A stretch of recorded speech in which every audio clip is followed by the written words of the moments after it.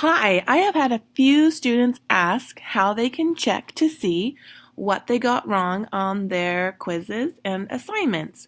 So quickly, looking at the home page, on the left-hand side, you'll see a tab that says My Grades.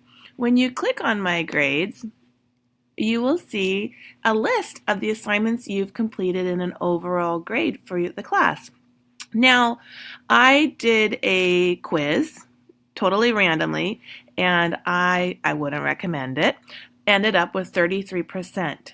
So, to see the ones that I got right or I got wrong, you can click on the link for your assessment there, and then go to your calculated grade, and you click on your calculated grade, and it will open up the problems, and you can review what you got right, what you got wrong, and how you could possibly correct those or get help for those from your instructor. So again, just a quick review.